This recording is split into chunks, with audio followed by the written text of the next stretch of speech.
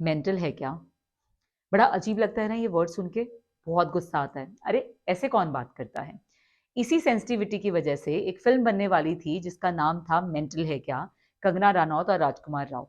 और उस फिल्म का नाम बिकॉज वो एक साइकोलॉजिकल इश्यूज के साथ डील कर रही थी और उसके बारे में इतना आउटरेज हुआ कि इस तरह के वर्ड्स कौन बोलता है साइकोलॉजिकल पेशेंट्स के लिए कि मेंटल है क्या, तो उस फिल्म का नाम बदलकर उन्हें जजमेंटल है क्या करना पड़ा था।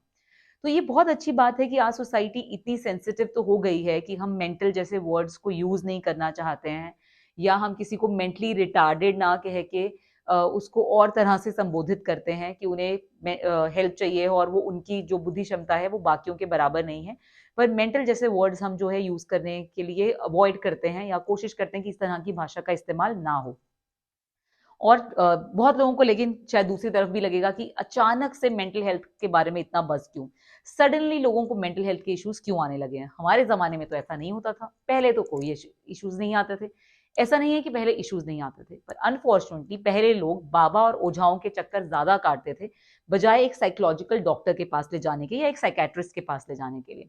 आज अच्छी चीज़ ये हुई है कि कहीं न कहीं लोगों में जागरूकता आई है और लोग ये समझते हैं कि मेंटल हेल्थ इश्यूज जैसे कि आप फिजिकली बीमार होते हो, ऐसे ही आप दिमागी तौर पर या मानसिकता के तौर पर भी आप बीमार हो सकते हैं और उसके लिए भी मेडिकेशन लेना या डॉक्टर्स की हेल्प लेने में कोई प्रॉब्लम नहीं है। पर सबसे पहले ज़रूरी है कि हम मेंटल हेल्थ के बारे में मिथ्स को तोड़ें और ये चीज़ों से बाहर आएँ कि किस तरह से मेंटल हेल्थ इन चीज़ों से बाहर आएँ कि मेंटल हेल्थ के सिचुएशंस ही क्यों आते हैं और कैसे उन चीज़ों से डील किया जा सकता है। आज हम बात करेंगे बच्चों के बारे में और फिर एक वीडियो में हम बात करेंगे अडल्ट्स और वर्किंग प्रोफेशनल्स के बारे में। बच्चों के जो मेंटल हेल्थ इश्यूज हैं वो पेरेंट्स को बहुत ज़्यादा उसमें जागरूकता की ज़रूरत है कि जब बच्चा आके आपको कोई भी चीज़ एक्सप्रेस करता है कि वो मेंटल स्ट्रेस में है या उसे हेलुसिनेशंस हो रहे हैं या साइकोलॉजिकली उसे कुछ डिस्टर्बेंस लग रहा है, तो उनकी बात सुनिए ज़रूर। उसको अवॉइड करने की कोशिश मत करिए, उस कन्वर्सेशन को नेग्लेक्ट करने की कोशिश मत करिए, बिकॉज वो सबसे पहला स्टेप होता है जो हम लेते हैं कि हम इस तरह की टफ कन्वर्सेशन ही नहीं करना चाहते। एक बच्चा अगर आपको आके कहे कि मुझे आवाज़ें सुनती हैं अजीब-अजीब सी या मुझे ऐसी चीज़ें दिखती हैं जो है नहीं है, जिसे फिजिकल हैलुसिनेशन कहते हैं, तो उसको अवॉइड मत करिए कि ये क्या पागलों जैसी बात है और जाओ कुछ नहीं है, तुम्हें ऐसे ही स्ट्रेस हो रहा होगा। उस स्ट्रेस को समझने की कोशिश करिए। बिकॉज़ ये देखा गया है कि बहुत सारे आज के टाइम में आप देखोगे कि 10th और 12th का रिज़ल्ट भी अगर खराब आए तो बच्चे सुसाइडल हो जाते हैं और वो चीज़ भी उनके लिए फेटल हो जाती है, बिकॉज़ वो उस मेंटल स्ट्रेस को भी नहीं ले पा रहे हैं। तो ये समझना बहुत ज़रूरी है कि ये चीज़ें कहाँ से पनपती हैं।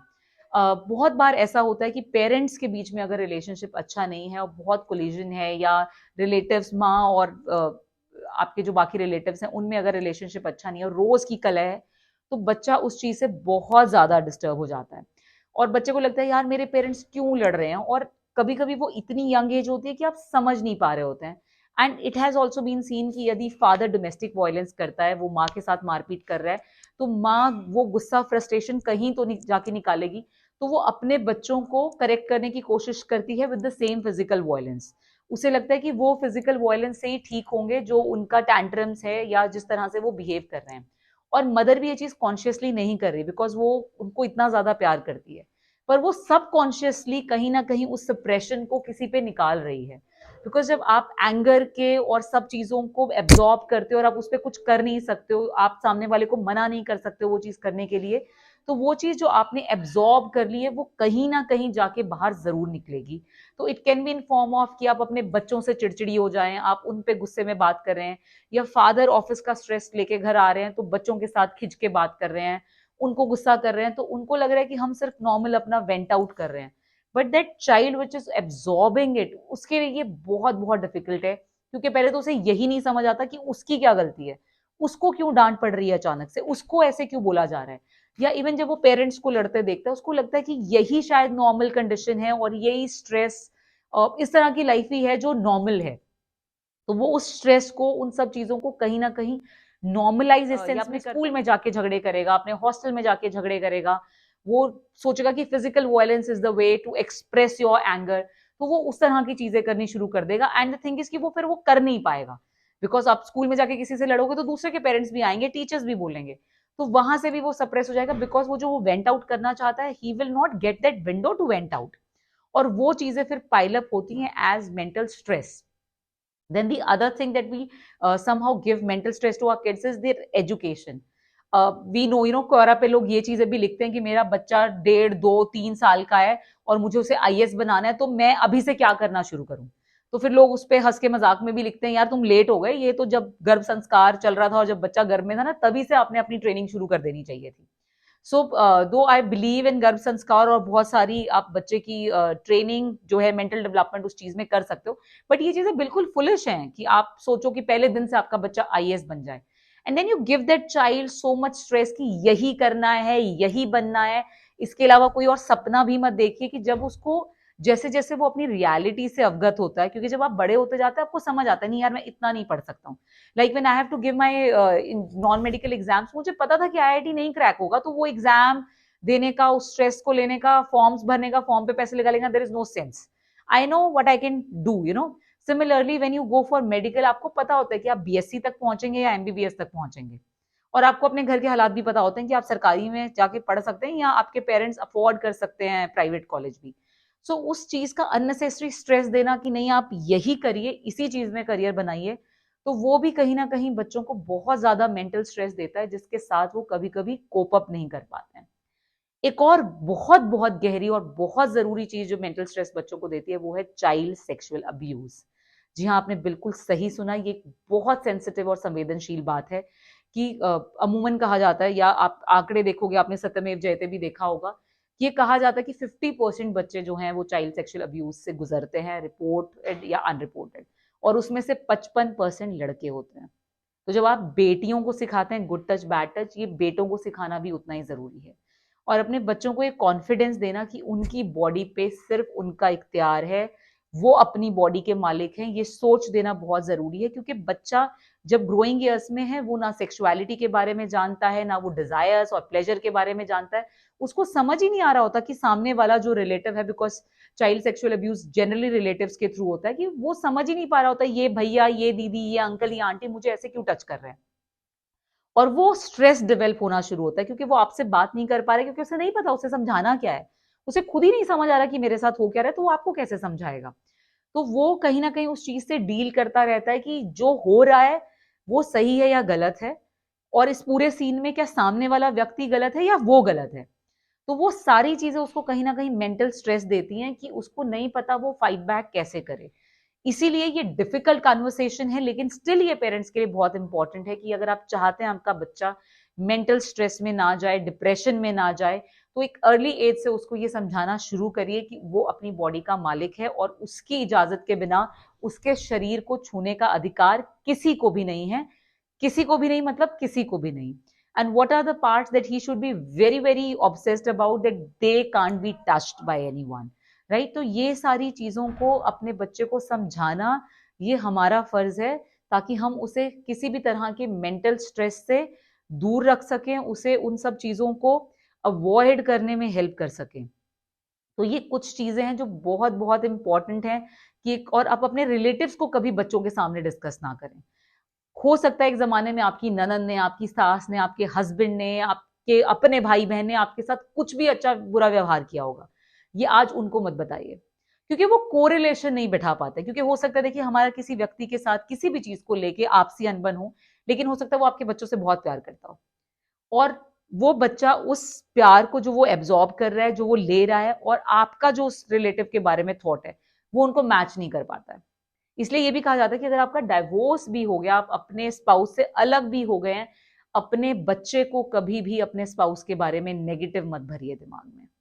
I have seen it with so many parents जिनका डाइवोर्स अगर हो रहा है या कोर्ट केस चल रहा है या वो डाइवोर्स ले चुके हैं, तो वो कहीं ना कहीं अपने बच्चे को, दोनों ही पार्टीज अपनी तरफ करने की कोशिश करती हैं, और उसमें they try to put the other party in a negative form कि नहीं यार, I don't remember the name of the actress, she once went through the this divorce thing, and she said कि क्योंकि मुझे उस तरह के रोल मिल रहे थे जिसमें मुझे शॉर्ट क्लोथ्स पहनने हैं या गुंडे की गर्लफ्रेंड का रोल करना है, और थोड़ा सा वो ऑब्सीन सीन्स भी उसमें है, तो वो दिखाते थे मेरे बच्चे को जान जान के। She said I was doing it for earning my bread and butter, क्योंकि हस्बैंड ने छोड़ दिया और मुझे यही काम आता है, पर वो उसे दिखाते कि देख तेरी माँ कितना गंदा काम कर रही है, और उसके दिमाग में नेगेटिव इमेज भर रहे हैं। तो वो सारी जिंदगी शायद किसी भी औरत की रिस्पेक्ट नहीं कर पाएगा, बिकॉज उसको नरेशन एक विमेनहुड का इस तरह का दिया जा रहा है। तो दोनों ही spouse, whether it is wife या हस्बैंड, ना हस्बैंड को वाइफ के बारे में नेगेटिव भरना चाहिए और ना ही वाइफ को अपने बच्चे के दिमाग में नेगेटिव अपने हस्बैंड के बारे में भरना चाहिए। दो लोगों की अगर आपस में नहीं बनती है, इट डज नॉट मीन कि उस व्यक्ति का आपके बच्चे के साथ भी वो लव और अफेक्शन का रिलेशनशिप ना हो। सिमिलरली जब आप नए नए शादी करके आते हैं, बहुत चीजों में आपका अपनी ननद से, सास से, आपके और इन लॉ से, आपके अपने हस्बैंड से कोई ना कोई तू तू मैं अनबन हुई होगी। उस चीज को अपने बच्चों के ग्रोइंग ईयर्स में उनके दिमाग में फीड मत करिए। हो सकता है उनकी बुआ, उनकी दादी, उनकी नानी, उनका मामा, उनकी मामी उनसे बहुत प्यार करते हो और वो उनको बहुत प्यार से ग्रो करवा रहे हो, और सडनली जब आप कहते हो कि नहीं वो ऐसे हैं, तो वो बच्चा कोरिलेट नहीं कर पाता। वो उसके दिमाग में एक मेंटल स्ट्रेस डेवलप होता रहता है कि नहीं यार, मुझे तो ये बड़ा प्यार करते हैं, मेरे को तो बड़े अच्छे लगते हैं, मम्मी को क्यों नहीं अच्छे लगते, पापा को क्यों नहीं अच्छे लगते। तो वो चीजें बिल्कुल मत करिए। आपके रिलेटिव से आपकी बनती है या नहीं बनती है, अगर वो आपके बच्चों के साथ अच्छा व्यवहार करते हैं, उनको उनके साय में पलने दीजिए। बिकॉज को पेरेंटिंग एक बहुत बड़ी स्ट्रेंथ होती है कि जब आप अवेलेबल नहीं हो, कोई है ऐसा जो आपके बच्चे के पास अवेलेबल है उसकी बात सुनने के लिए, उसको सपोर्ट करने के लिए, तो उसका जो दायरा है वो बड़ा करिए, उसका सर्कल बड़ा करिए सपोर्ट सिस्टम का, उसका सर्कल छोटा मत करिए सपोर्ट सिस्टम का। और अपने बच्चे को सबसे पहली सोच ये दीजिए कि कुछ भी हो जाए, गुड और बैड, आप पहले व्यक्ति होने चाहिए हो जो उसके पास पहुंचे। जैसे हमने दृश्य में भी देखा कि एक फादर किस एक्सट्रीम तक जा रहा है अपनी बच्ची को बचाने के लिए, but that can only happen when the child shared with her mother, कि उसने अपनी मम्मी को बताया कि मेरा वीडियो लीक हो गया, मम्मी ने पापा को बताया कि यार वीडियो लीक हो गया और सडनली ये सब चीजें हुई और हम खुद से मैनेज करने की कोशिश कर रहे थे। सो द थिंग इज कि अपने बच्चे को ये सोच दीजिए कि उसकी लाइफ में कुछ भी हो, कुछ भी अच्छा बुरा, वो आपको बता सके। और उसके लिए सबसे ज्यादा जरूरी है कि आप एब्जॉर्बेंट हो। जब बच्चा आपको आके बताए मैं किसी की पेंसिल उठा लाया, तो उसको चपेड़ मत मार दीजिए सीधा। उसको समझाइए कि चोरी गलत बात है, उसको समझाइए कि ये टॉलरेट नहीं होगा घर में, उसको समझाइए। सिमिलरली जब आप उसकी ये छोटी सी गलती को एक्सेप्ट करेंगे और उसे समझाएंगे, तब वो अगर कोई बड़ी चीज उससे हो गई या उसके साथ किसी ने मार पिटाई कर दी या उसको कोई तंग कर रहा है, छेड़ रहा है, हमने स्कूल में देखा आजकल, क्योंकि बच्चे कल्चर इस तरह का हो गया है कि इंटरनेट है, सब है, छोटे छोटे क्लास के बच्चे, छोटी छोटी क्लास की बच्चियों को आई लव यू की चिट पकड़ा रहे हैं, कुछ और कर रहे हैं। वो बच्ची डरेगी आपको आके बताते हुए, अगर आपने उसको जरा सी कोई चीज बताते हुए थप्पड़ मारा होगा तो उसको वो कॉन्फिडेंस दीजिए कि वो आपको आके हर चीज बता सकते हैं। अदरवाइज वो बच्चा अपने आप में ही परेशान होता रहेगा, मुझे ही चिट क्यों दी और किसी को नहीं दी, सहेलियां भी मेरा मजाक उड़ाएंगी, पूरी क्लास में मैं बदनाम हो जाऊंगी। तो एक 11-12 साल के बच्चे के लिए उतनी चीजों को एब्जॉर्ब करना इज नॉट ईजी। तो उसका सपोर्ट सिस्टम बनिए, ताकि इतना उसको कॉन्फिडेंस दीजिए कि वो आपको आके बता सके कि मुझे किसी ने गलत टच किया, या मुझे किसी ने चिट्ठी पकड़ाई है, या मुझे किसी ने ये चीज बोल दी, मुझे किसी ने टीज किया, मुझे कोई सीटी मार के चला गया। उनको वो कॉन्फिडेंस दीजिए, उनका सपोर्ट सिस्टम बनिए कि कुछ भी हो जाए वो आपको आके आराम से बता सकते हैं। अदरवाइज ये छोटे छोटे इंस्टांसेस हैं जो आपके बच्चों को बहुत मेंटल स्ट्रेस देते हैं, क्योंकि उसे नहीं पता कि वो किससे जाके बात करे। और चाइल्ड साइकोलॉजिस्ट, बहुत एक अच्छी बात है कि स्कूलों की सोच भी बदल रही है और स्कूल चाइल्ड साइकोलॉजिस्ट को अपॉइंट करते हैं, वो व्यक्ति जिसने साइकोलॉजी में पढ़ाई करी हो, जिसको समझ हो बच्चों की सोच की, तो उनको रखा जाता है। तो उनकी हेल्प लेने में शर्म नहीं महसूस करिए आप। हमारे इंडियन पेरेंट्स में क्या होता है, हमें लगता है हमें पेरेंटिंग कौन सिखाएगा, हमें तो सब कुछ आता है, हम तो बहुत नेचुरल है पेरेंटिंग में, अरे तुम बताओगे हमें, हमारी माँ ने 10-10 पाल दिए, हमसे 2 नहीं पलेंगे। निकल आइए इन सब चीजों से बाहर। प्रोफेशनल हेल्प अगर आपको जरूरत है, जरूर प्रोफेशनल हेल्प लीजिए। आपके बच्चे के मन में अगर कोई ऐसी चीज चल रही है, go to his school, find out कि वो चाइल्ड साइकोलॉजिस्ट कहाँ बैठती है, उसके साथ बैठिए, डिस्कस करिए कि आपके बच्चे की क्या प्रॉब्लम है, और उनसे हेल्प लीजिए कि कैसे आपके बच्चे को आप उस प्रॉब्लम से बाहर निकाल सकती हैं। आप स्कूल में नहीं जाना चाहते तो बाहर इतने सारे डॉक्टर्स अवेलेबल हैं। आप अपने बच्चे को, फिजिकली भी वो बीमार होता है तो आप 10-20 तरह के डॉक्टर ले आते हैं, एक छींक बच्चा मार दे आप डॉक्टरों की लाइन लगा देते हैं। पर जब वो मेंटली आपको कोई साइकोलॉजिकली कोई आपको बताना चाह रहा है कि उसका मन भारी है, वो नहीं डील कर पा रहा है मेंटली चीजों से, आपको शर्म आती है कि मैं साइकेट्रिस्ट के पास कैसे जाऊं, मैं साइकोलॉजिस्ट के पास कैसे जाऊं। इस शर्म के, इस बिना मतलब की शाइनेस और एम्बैरेसमेंट को तोड़िए और अपने बच्चे को राइट हेल्प दीजिए जब उसको उस चीज की जरूरत है। सो अगेन, बच्चे के साथ सेक्सुअल अब्यूज हो सकता है, स्कूल में उसके साथ कोई इंस्टांसेस हो सकते हैं, उसे पढ़ाई का प्रेशर हो सकता है, उसे आपके लड़ाई झगड़े का प्रेशर हो सकता है, उसे आपके और आपके रिलेटिव्स के इक्वेशन का प्रेशर हो सकता है कि रिलेटिव से क्यों नहीं बन रही है, चाचा ऐसे क्यों कर रहे हैं, ताऊ ऐसे क्यों कर रहे हैं। कभी मत बताइए उनको। आपके प्रॉपर्टी के झगड़े चल रहे हैं, मत डिस्कस करिए उनसे, वो उनका मामला नहीं है, वो आप आपस में सुलझाइए। बच्चों तक उस चीज को मत आने दीजिए, आपको पता भी नहीं चलेगा।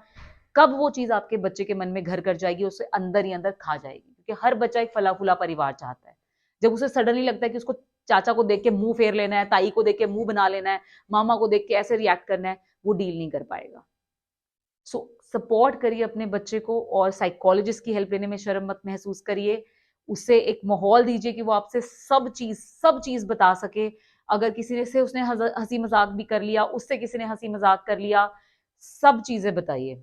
ऑपोजिट जेंडर के बारे में भी एब्जॉर्ब करना सीखिए। वो आके आपको कोई बताती है, मेरे साथ मेरे क्लास के लड़के ने ये बोला, मेरी क्लास की लड़की ने ये बोल दिया, एब्जॉर्ब करिए, समझिए उस सिचुएशन को, फिर उनको समझाइए उस नरेटिव को कि उनके लिए क्या अच्छा है क्या बुरा है। फर्स्ट वे में रिएक्शन दे देना, थप्पड़ मार देना, ये सब मत करिए। मार्क्स कम आ गए सीधा थप्पड़ मार दिया, नहीं करिए। डिस्कस करिए, अपने बच्चे को समझने की कोशिश करिए। जहां नहीं समझ पा रहे हैं, प्रोफेशनल हेल्प लीजिए, साइकोलॉजिस्ट के पास जाइए, वो आपकी जरूर मदद करेंगे कि आप कैसे उस बच्चे को डील कर सकते हैं। बट प्लीज अपने बच्चों को सपोर्ट करिए ताकि उनकी मेंटल हेल्थ स्ट्रांग रह सके, और जब वो ग्रोन अप हों तो वो अच्छे इंडिविजुअल्स के रूप में ग्रोन अप हों। जब हम देखते हैं बड़े होके कोई अपनी वाइफ को पीट रहा है, कोई एंगर में टीम पे चिल्ला रहा है, कोई कुछ कर रहा है, ये कहीं ना कहीं वो अनरिजॉल्व चीजें हैं हमारे चाइल्डहुड की, जिनके बारे में हम कभी बात ही नहीं कर पाए, जिनको हम डिस्कस ही नहीं कर पाए, जिनको हम अंदर से कभी निकाल ही नहीं पाए। तो ऐसा अपने बच्चे के साथ मत करिए कि उसके अंदर आज चीजें फंस के रह जाएं, और जब वो बड़ा हो तो वो किसी और पे निकलें, किसी और फॉर्म में निकलें, उसकी अपनी लाइफ, चाहे वो वर्क लाइफ हो या पर्सनल लाइफ हो, वो अफेक्ट हो। So help your kids, understand mental health and support them. Thank you.